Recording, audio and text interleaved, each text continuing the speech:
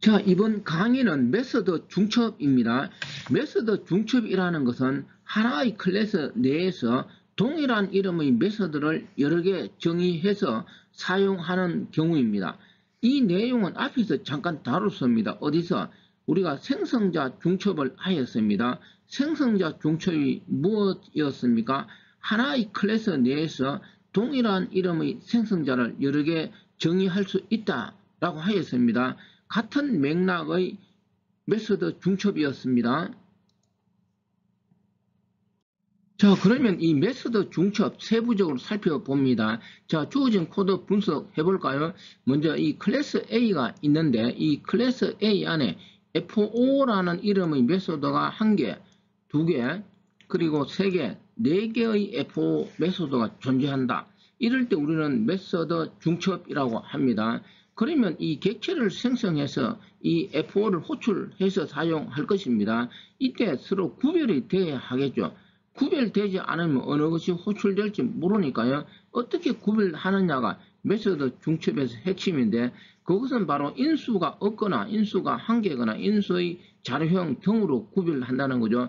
자, 그러면 첫 번째 F5는 인수가 없이 그냥 공백인 상태고 두 번째는 인수가 1개이고 세 번째도 인수가 1개인데 그 형이 다르다는 거죠.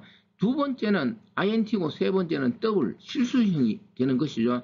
해서 구별이 가능할 것이고 마지막 네 번째는 인수가 INTA, INTB로서 2개라는 것이죠.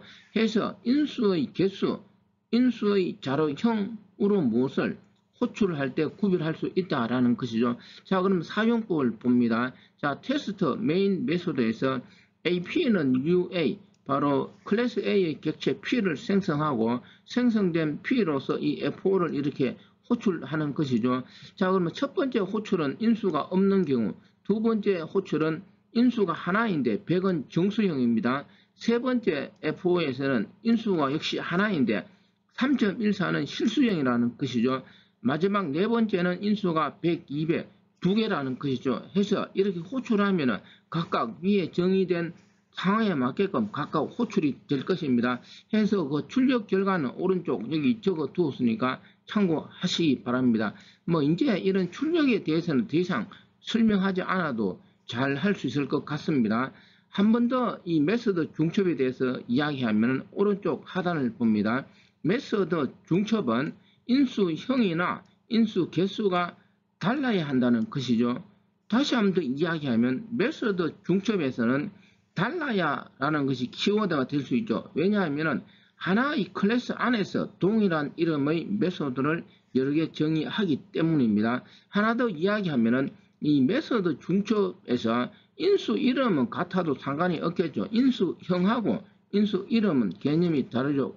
그래서 아래쪽에 두 구조를 적어 두었습니다. 이 F5라는 메소드 안에 그냥 INTA, INTB로 한 것이나 INTX, INTY로 한 것은 동일한 구조가 될 것입니다. 자, 마지막으로 하나 더 이야기하면 이 오버로딩은 동일한 클래스 내에서 같은 이름, 우리가 앞에서 연산자 다양성을 이야기하였습니다. 이 다양성은 뭘까요? 하나의 무언가가 여러 기능을 제공할 때 다양성이라고 하죠.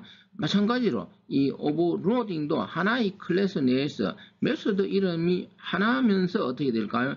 여러 기능을 제공하기 때문에 뭐라고 할 수 있을까요? 메소드 다양성 이렇게 이야기할 수 있습니다. 해서 오버로딩은 객체 지향 언어에서 다양성을 지원하는 요소이다 이렇게 이야기를 합니다. 자, 이번 강의는 메소드 오버로딩이었습니다.